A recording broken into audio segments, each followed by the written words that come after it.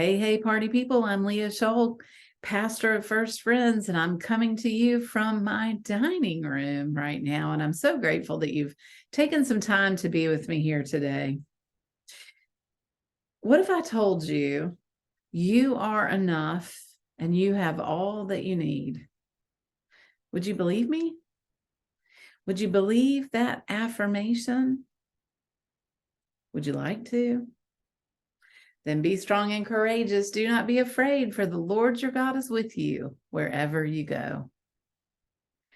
Today, we're talking about gratitude. In her book, Grateful, Diana Butler Bass says, at its simplest level, gratitude involves feelings. We feel thankful.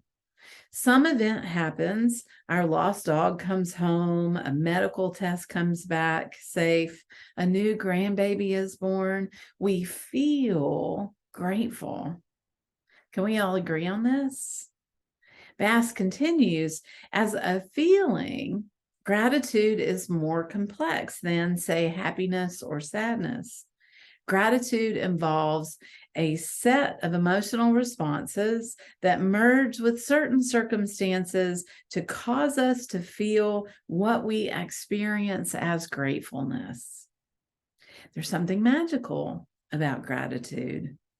It's not a straightforward emotion. It's more of a mix of several: love, anxiety, relief, gladness, appreciation, enjoyment, release, moving on.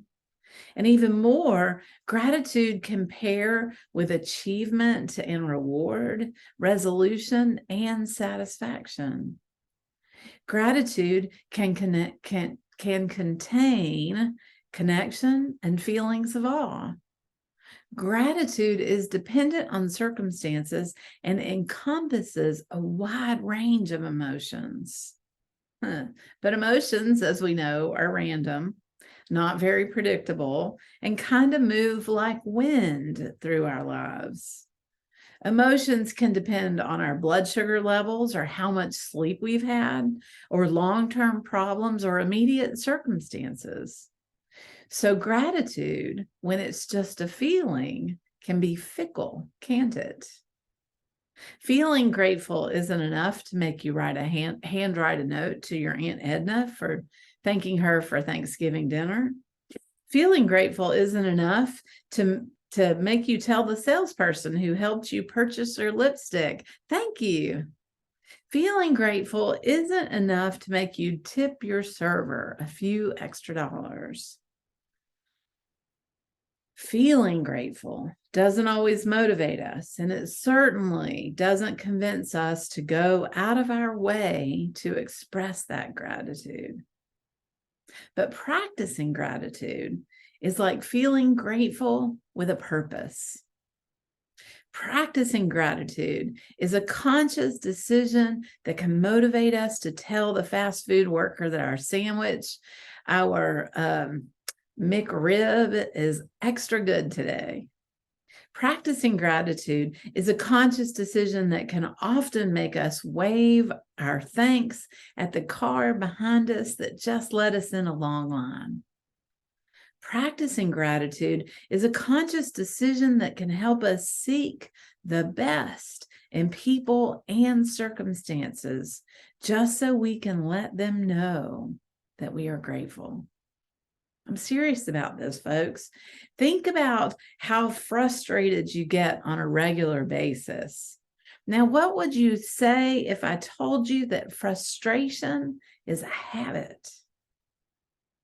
Would you believe me that? Would you believe it? Well, it is.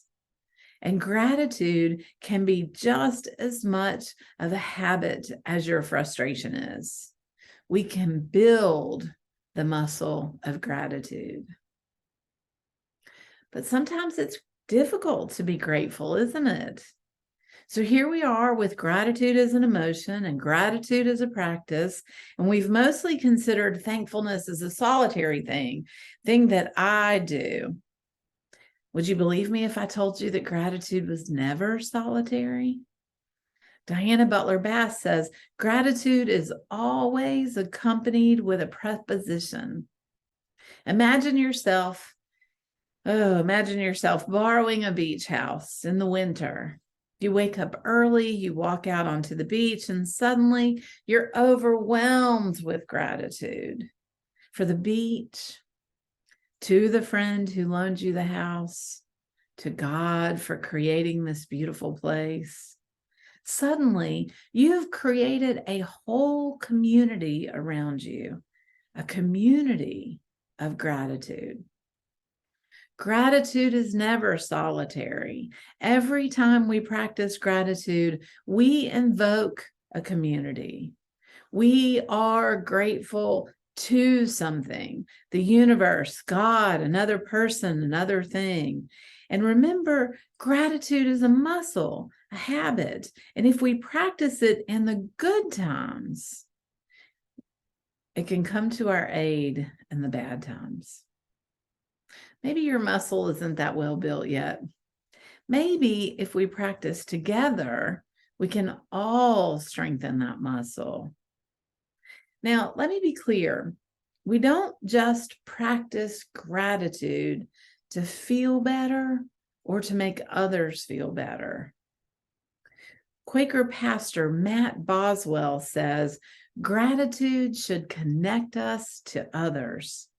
If it isolates us, we're doing it wrong. Gratitude should not end with thanks, God. It should end with generosity, with justice for others. It should lead us to share what we have. And yes, in case you're wondering, this is a stewardship sermon.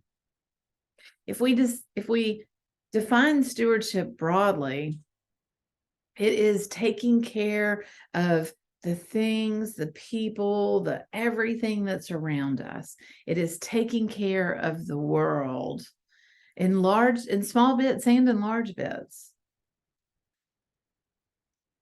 What gratitude helps us do is to remember to take care of those things.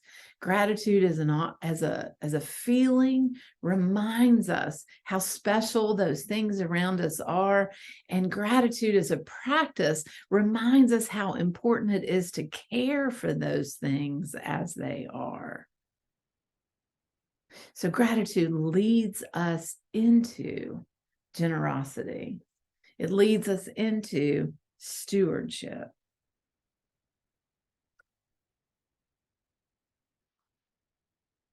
As we move into waiting worship, I wonder this: what in your life are you grateful for? And like that beach house I was talking about, to whom are you grateful for? And then who is the community that stands with you in that gratitude? And as we move into the Thanksgiving week, how do you want to give thanks? How do you turn that giving thanks into generosity? Turn that generosity into stewardship. How can you pay it forward, that gratitude that you feel? We'll be talking about that next week. And keep an eye out for some pledge cards, because we're going to ask you to connect your gratitude with your generosity and the care of this meeting. Sound good? I think so too. I just want to remind you, as gratitude reminds you, you are enough and you have all you need. Let's give thanks. Amen. Amen.